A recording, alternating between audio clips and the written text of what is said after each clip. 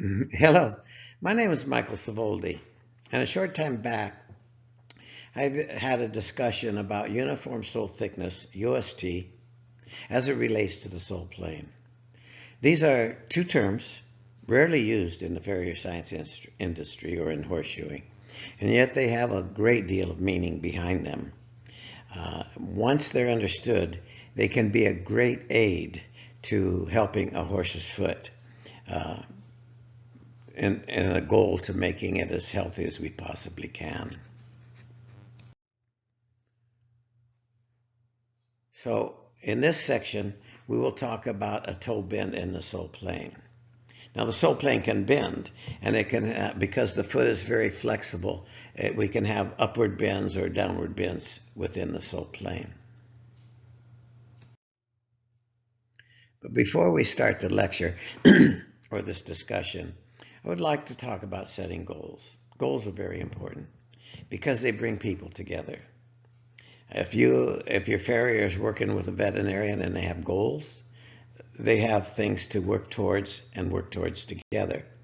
Working with a horse owner or a trainer with goals, all of this benefits the horse, and everyone's looking forward to helping the horse. So the first part of this goal that I think about a lot is a distortion-free hoof capsule. The hoof capsule is extremely flexible. It twists and bends. And as a farrier, I need to learn how to, or teach myself, how to control those because they all have detrimental effects within the foot. Another goal would be a level sole plane. As the sole plane distorts, like I said, the sole plane can bend up or it can bend down. It can twist. The whole capsule can twist. But as those actions occur, major damages can take place within the capsule and especially to the P3 bone. We have the distal phalanx, the P3 bone. So that's like the last bone in a horse's foot. The distal phalanx sometimes could be referred to as the coffin bone. There's several names for it. But it's important that we keep the distal phalanx, if we can, above the proximal border of the white line. That's extremely important for hoof health and for circulation. If the elevation in the bone is properly maintained, then the foot will be nourished quite well and it'll have a stronger foot on the horse. And then our final goal for today would be the P3 as close to a level plane as possible. This can be controversial because a lot of studies have been done about the plane of the P3 bone, and they find that the majority of horses have a positive palmar angle. Well, that's true. The studies did a lot of good work in those studies. Unfortunately, the studies interpreted it as maybe horses should have a positive palmar angle.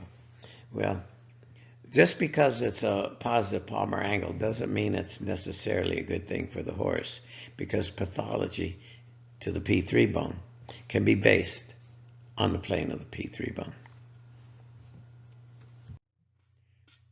All right, now we can start with some very simple anatomy because we would like to explain the sole plane and uniform sole thickness. So we can start with a cadaver limb that was purchased at a local rendering plant for demonstration purposes only and for research. And this foot has been trimmed to the sole plane. So you're looking at the actual foot of this horse at this moment in time. We can remove the distal border of the wall. Well, distal simply means the furthest away from the body. And we can look at the leading edge of the sole where it interfaces with the white line in the hoof wall. Our next step would be to remove the hoof capsule and expose the sensitive lamina and the soft tissue. This tissue is soft and it's delicate, and it needs to be treated with respect. If any pain is going to come from the body, it's going to be from sensitive tissue. And so it needs to be really well understood and taken care of. Now, one thing to note is right here, here's our sensitive lamina. We're looking at figure 3. Where the sensitive lamina ends, the sole begins. And if you notice that the top line of this sole is distortion free, it's level. It happens to fall in line with uniform sole thickness, and so the bottom or the distal border, furthest away from the body, is also level. Those are critical points in our discussion.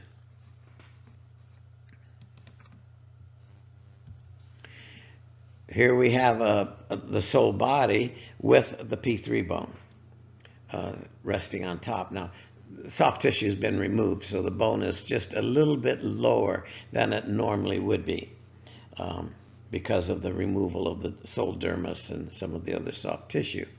But what the point here is, we're defining the term or the word uniform sole thickness. And if you look at that, the sole, it appears to be uniform in its vertical depth. They're never really truly uniform, but they look very close. They will be extremely close unless there's damage to the distal border of the sensitive lamina. And then the white line will remodel, and so you may have a different vertical depth measurement in the area of white line remodeling. The next thing we can show is the sole plane. So looking at the sole body, we can say that the sole body's vertical depth doesn't go along with the term uniform sole thickness, because the sole body can be thick or thin.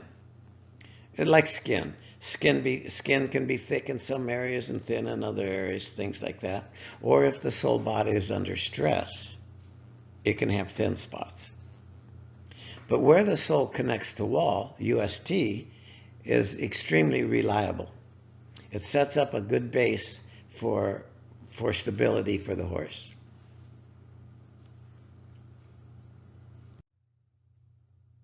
The sole plane.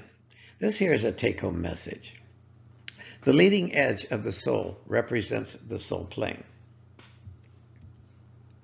A horizontally planed hoof capsule simply means that the foot is standing on a level ground surface. The ground would be horizontally planed with a foot standing. This is a very good base for the horse to stand on. It's very good for support for the horse and for stability for the horse. Let's not forget that the horse feels its feet, and it relies on the information that reads off of the bottom of its foot for its stability and its movement. And then we have the proximal border of the sole plane is distortion free. This is really your take-home message, because the sole plane can become distorted, uneven, unlevel. And as farriers, we need to learn how to level the sole plane and maintain a level sole plane. Now, here's a front right foot. Now, I dissected this foot many years ago. I really don't know the number of years, 35 maybe.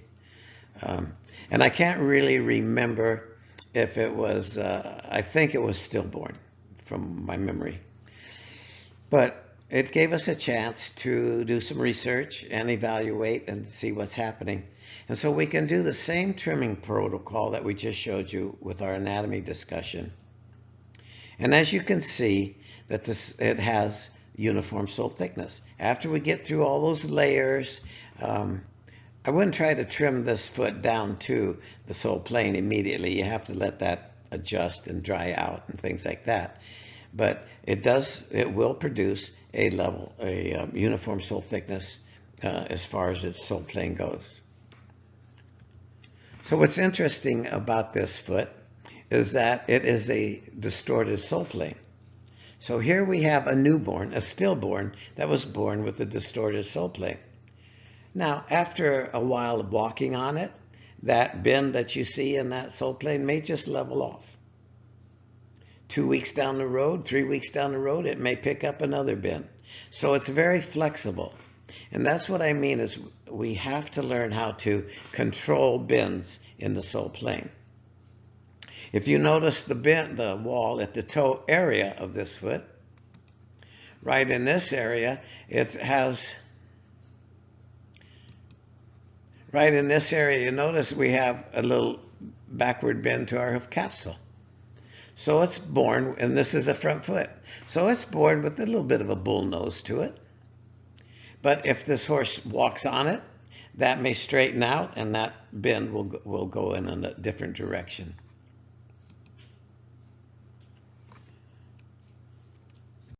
Now let's look at a hind foot of the same horse, the stillborn. Everything's the same here as we saw in the previous picture, except I can now do the same trimming protocol. And look, it's amazing. It exposes a uniform sole thickness. And what's interesting about this is the level sole plane. It hasn't had a chance for forces to attack it and twist it all around.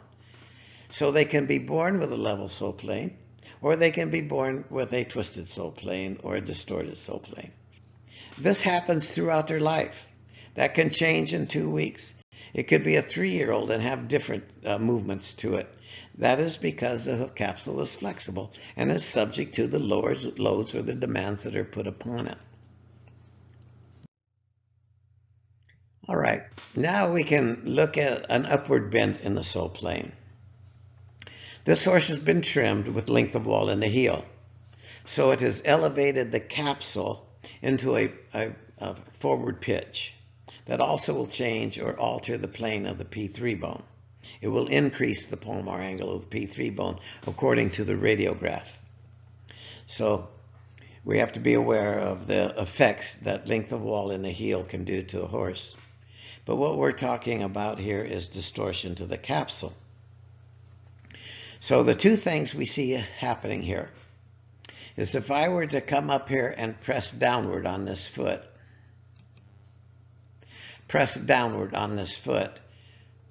the toe arch or the sole plane in the toe can flatten.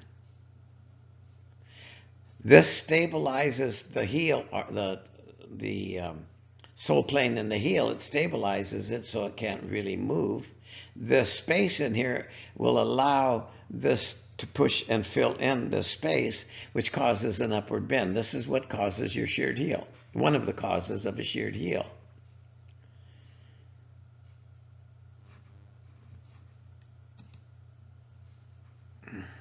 So if we were to look at the hoof capsule that was removed off of this foot, we now can see all of these wrinkly lines in the toe area. These are all because of the compressive load that's on the toe, and the toe is bending upward or causing this. The load is causing the toe to stabilize in that position. And so now the tissue in the wall is being packed up or upset. So that's creating some of those wavy lines.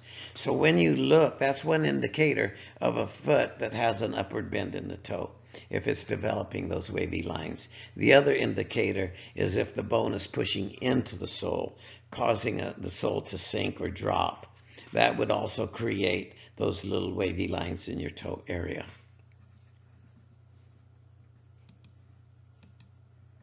We can trim the foot to the sole plane. That will horizontally plane our hoof capsule. Now it gives us a chance to evaluate the bends in the foot. Wherever there's daylight, there's a bend. So we see a little bit of a daylight here in the toe, but we also see daylight in the heel, in this area, in the heel. So when you see that on the foot, if you're trimming to the sole plane, and believe me, heels, you need instruction on how to trim heels because you have to learn on what the tissue in the seat of corn is telling you before you start taking too much heel off. Or you can get into soft tissue that hasn't dried down to the moisture line yet, and so that can be a little sensitive for the horse as far as pressure goes. The tissue's too soft. Drier tissue can maintain more sensitivity. Soft tissue is more sensitive than drier tissue. But if we look at, this may come out in a short period of time. Maybe on this horse, as soon as the horse stood on its foot, that may level to the horizon. Or it may take a little bit of time. I've had some horses where the bend was so steep that it took 3 shoeings to come out.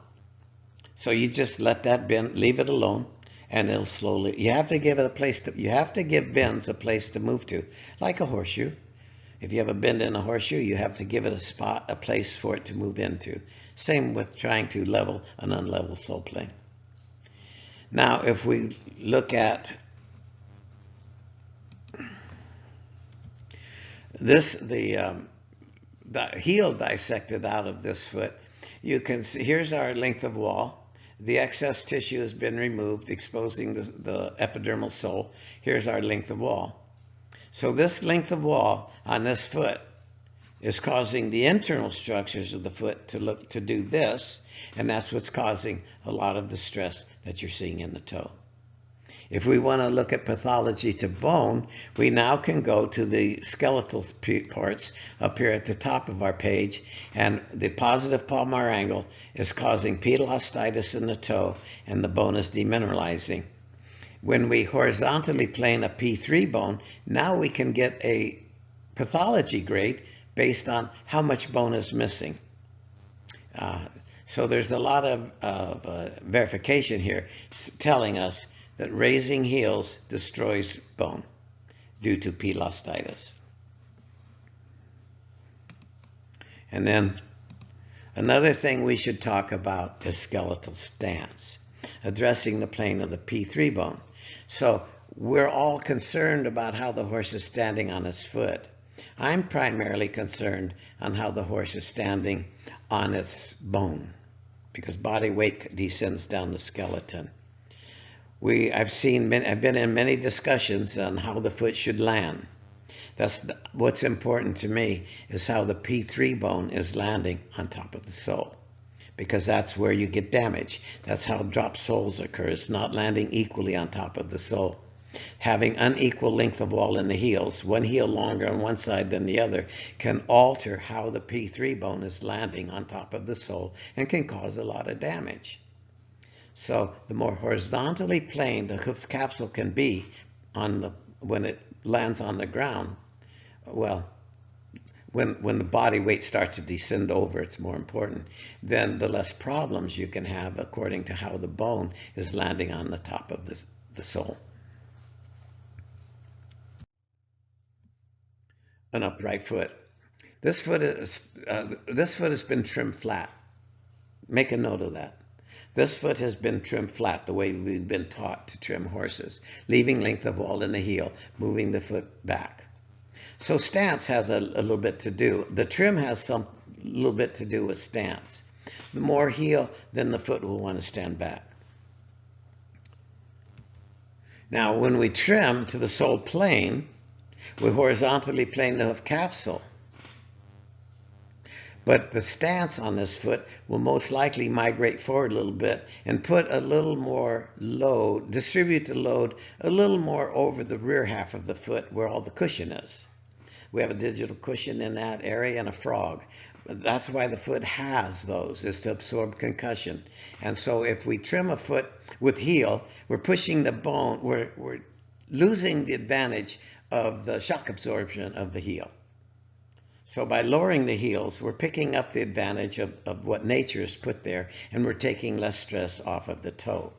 But as you can see, this foot has a distorted sole plane in the toe area. The message here is the forward movement of the sole in the toe is bending upward in the toe area. Let's go back to skeletal stance.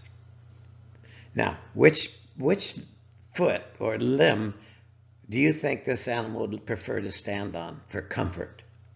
Would we want him standing on the toe of its bone, or would we want him standing more horizontally planed and in alignment with the internal structures, more in alignment with the horizon? It makes a huge difference. This can affect the attitude of a horse. Put a horse up with heels. Some breeds are very sensitive to this, like your upright pastern horses. Put heel on an upright pastern horse, and then put a wedge pad on it. After a few shoeings, you may find that that horse is resisting you picking up that foot. It's fighting you. It doesn't want you to pick up the foot. The reason for that is because in its mind, it knows you're hurting it, and it doesn't want to be around you. It may not even want you to catch it. So pay attention to horse behavior when you walk up to it, and then look at how the foot has been trimmed. That's critical. But also we need to start studying and concentrating on skeletal stance. It's very beneficial for the animal, makes them happier, makes them want to work harder and play harder. Now we can look at a before trim, and it's a level trim on the same foot that we just were evaluating. If we should trim to the sole plane, we have a space. The toe is not touching the ground. How many of you have trimmed a foot and then you look at the bottom of the foot and the toe quarters are longer than the toe? In other words, the toe is lower than the toe quarter. I'm going to answer that question for you. Because what happens, your first reaction is to take your rasp and rasp down the toe quarters till you're even with the sole at the toe area. And what happens? You may feel soft soles developing in that area. You may see pink developing or even blood developing. Well, here's the answer why. Because there is a distorted sole plane. It's bending in an upward fashion. So if I were to try to trim this foot level, if I trim this foot level, look how far I have to go into the sole plane in order to get it even with the bend. So I hope this is another take-home message for you, because we're all trained to trim a level foot, but in this case, what trimming to the sole plane has exposed is a distorted sole plane in the toe area. Now let's think about steep sidewalls. You notice that this bend is coming up. When the sole plane bends upward in the toe, what will that do to your capsule? It will narrow, it puts a deeper arch into your foot, and it will narrow your capsule, bring the walls closer to sensitive tissue or soft tissue. That's guaranteed side bone on a horse. Straight sidewalls with a lot of vertical depth to the sidewall, you're going to most likely see major side bones. Horses get side bone, but the major side bones that you find are usually in draft horses and warm bloods, because if they have these steep walls with a sole migrating inward, then they're in trouble. If you could get the bend out of that sole, that means that area will straighten up. This area will, if this bend comes down, what happens to our sidewalls? They have to move out. The arch will move down, the sidewalls will move out, and there'll be a better space between the sensitive lamina and the hoof wall. So these are just little things that are very hard to notice, but we can help horses if we just start to understand and pay more attention to distorted hoof capsules. And what's the adverse effect of this? Is this bone, pedalostitis. You notice all of this bone is missing. This is not original bone. It's all demineralized. So let's see if we can answer, why is this bone demineralizing in this direction? Here's the bone we're talking about. If you look at the bone in the upper left-hand corner, it says a full toe. Well, in reality, if you notice right here that this bone had a little pedalostitis. Pathology can be based on the plane of the bone. So this bone was in a very slight positive palmar angle. So we're losing bone due to that. This bone was in a much greater positive palmar angle. And how do we explain this? Is we can put the sole body here and evaluate the sole body. Remember, we said it had this foot had straight sidewalls. What else? It has very steep arch, medial and lateral arch. You notice how steep it is here.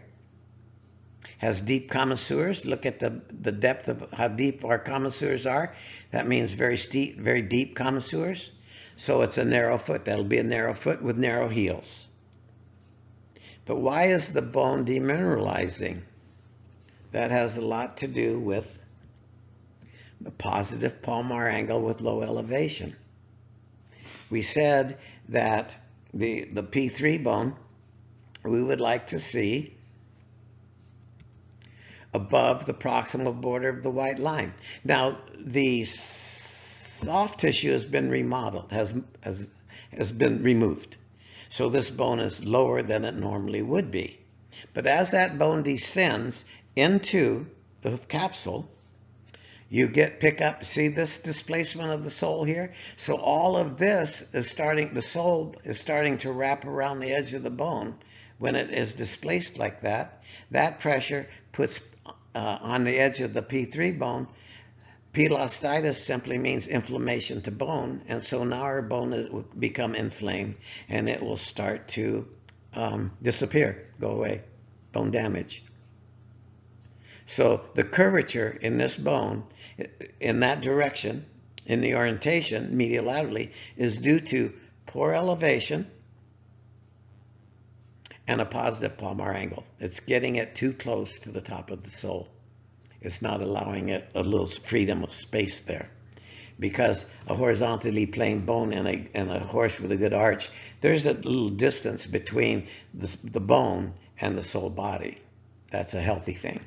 And it allows room for the bone to move through forces before it bottoms out onto the top of the sole. Now let's look at this bone, the same foot, on a lateral view. So again, this foot was a level trim, the way we've all been taught.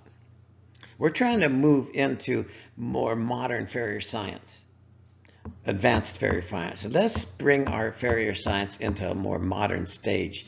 We need to get more people researching the internal structures of the foot. So trim to the sole plane. You notice that the foot is not touching. The toe is not touching the ground. The heel is not touching the ground. So does this mean that this foot has a upward bend in the toe? Does it mean that it has an upward bend in the heel? Well, I would question the bend. I would question the space in the heel area. It's obvious. All the signs are there for the upward bend in the toe. Look here. Look at our toe right here. It's showing us sinking. This little right here, that little portion of the foot right there tells us that the bone is sinking into the foot. This tells us that this is being pushed out, that the sole is being pushed out. Two signs of a dropped sole in the toe area. But the heel is different. If this horse should stand a little bit forward, then this daylight would disappear and this bend would then be even greater than what we see. So it takes evaluation. You just can't look at a foot and say, oh, there's a bend in the heel. No, you have to learn, you have to study and learn what you're looking at before you can evaluate the distortion that we're seeing there. So I'm going to do our dissecting protocol, look at the top line of the sole body, or of the sole plane, and it looks fairly level, except at this point it's level right. This area, don't let this area confuse you. It's not uniform sole thickness because the distal border of the sensitive lamina is remodeling, and this is keratinized tissue. So by looking at this, I know that the bone is pressing into the sole. You'd probably have separation of white line in your foot. If you see that, then that means that the sole is being pulled away from the wall. And when the distal border of the sensitive lamina is damaged, it will remodel and increase. The keratinized tissue will increase in its vertical depth. But this definitely, if we follow the top line of the sole plane to this point, we can see where it's bending upward. So there's definitely a sole bend here.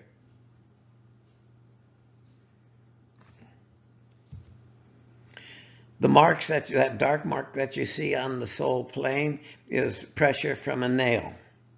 Now when nails get close, they will stain, the pressure will stain tissue. It's seepage of tissue, and it'll stain the tissue. If you look just a little bit above, right here where the sensitive lamina is, you notice that some of that is turning white. That soft tissue is starting to keratinize. If it gets hard and heavy, it will actually put a crease in the P3 bone. So nails can be dangerous. We have to concentrate on our nail placement, because if they get too close to sensitive tissue, they can actually destroy bone or damage bone. That doesn't happen very often, but it's something that can happen. Now, let's go back to a level trim means that your trim, excuse me, let me start over. I'm getting ahead of myself. A level trim means that you would trim into the sole plane. So we're thinning tissue. So when you try to trim those toe quarters out to make the foot level with the bends, you're thinning sole, you're thinning tissue.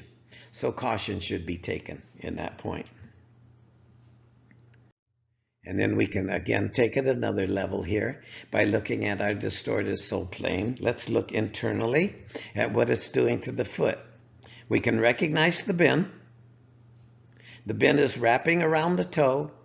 The sole body is wrapping around the toe, causing major damage to the P3 bone, right in this area here. So drop soles or bone pressing into the sole body is very detrimental. Elevation, it's low elevation. Now I mentioned a horizontally planed P3 bone is positive for the thing, but not all horses have it, and sometimes it may be impossible to achieve. But you can use orthotics or whatever to try to get that bone as close to a horizontal plane. But you may radiograph a flat-footed horse, and the whole bone will be horizontally planed. That's understandable. But because it's low elevation, there can be major damage done to the bone. So you can have a horizontally planed P3 bone, but too low in its elevation, and that can be causing damage to the bone.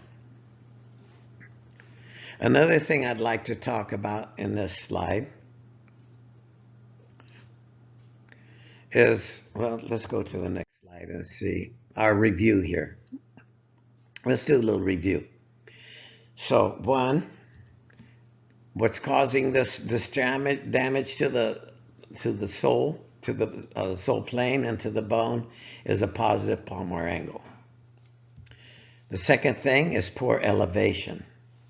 The third thing is pathology grade will increase when raising the heel.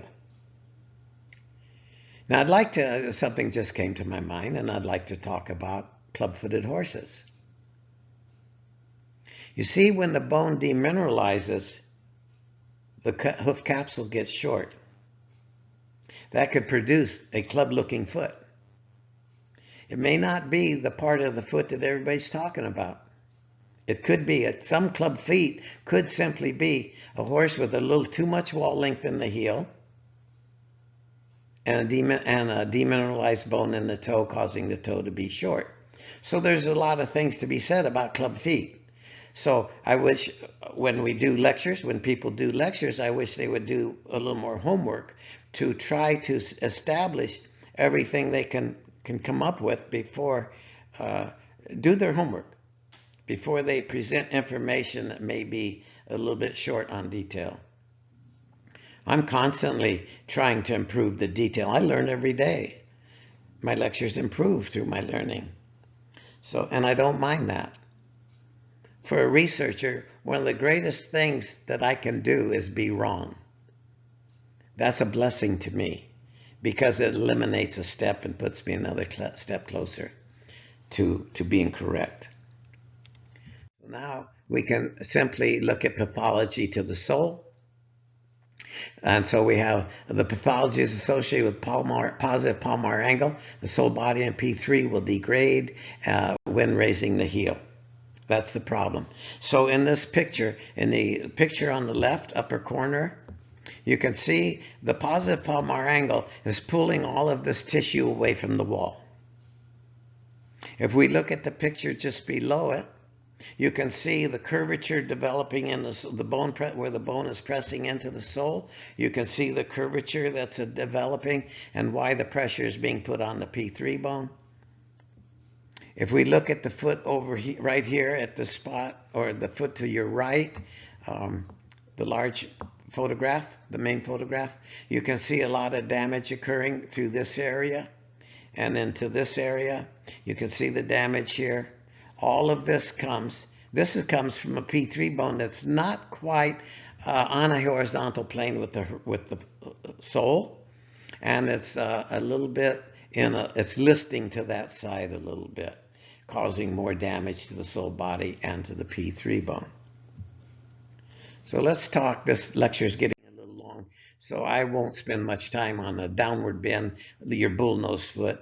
But primarily a bullnose foot is created by a deep arch, a deep toe arch.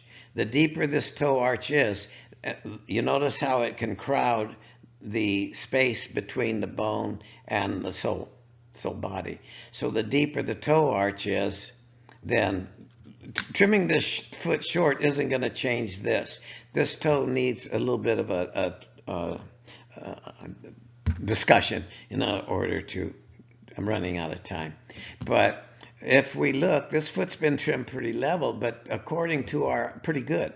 There's plenty of wall here to protect the foot, but it's not the toe that we're used to seeing. So we will attempt to trim this foot flatter, to trim more toe off this foot, and that's a mistake because we're not doing much for this when we do. This needs to migrate out to come out. So we have to be careful about how we trim toes with a horse with a deep, like hind feet, or a hind foot with a deep toe arch. They're hard for us to read because our eye is accustomed to seeing that flat toe arch and the flat trim in the toe. So use caution when we're trimming the foot with the bend backwards.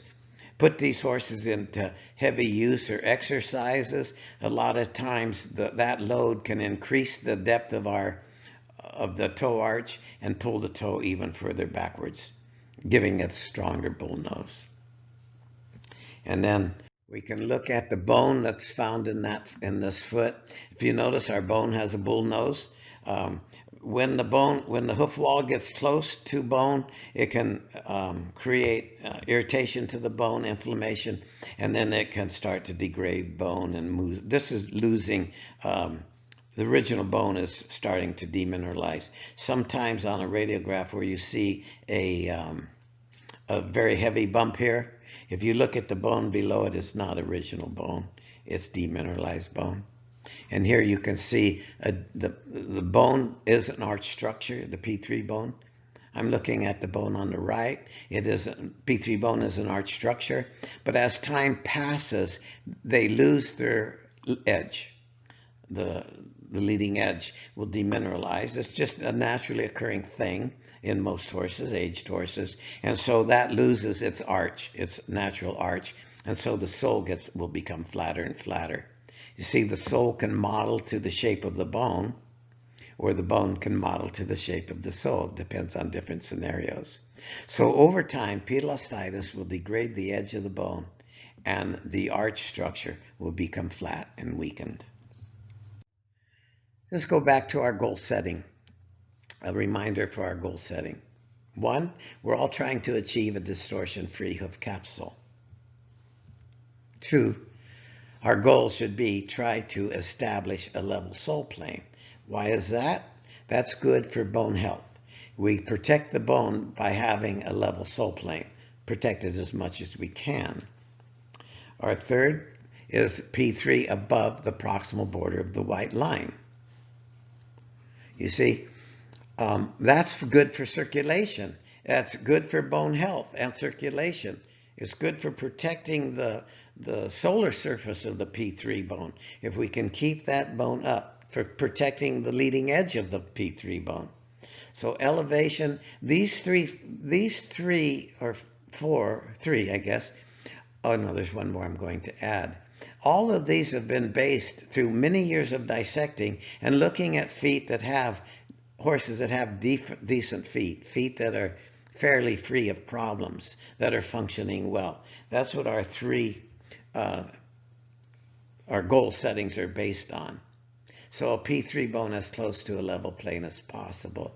And if you notice in our photo down here in the corner, this bone is in a strong positive palmar angle. It's sinking into the sole body, causing demineralization to bone. So, and it will have the distorted toe that we saw. It's not a level sole. Well, the sole plane, remember, had an upward bend. Our sole plane had an upward bend in the toe. So all of this could be avoided if we could start thinking about setting some goals that we all could work with. Goals work good when we're working with a veterinarian and you're on the same page. Goals work good when you're working with the owner and the trainer, because they're all working to achieve the same goal. It's a team. We're all working to achieve the same goal. I'd like to thank you. This lecture went just a little bit longer than I really wanted it to. So much information in so short a time. So again, I thank you. I hope you will enjoy these, and I'll look forward to doing a few more. Take care.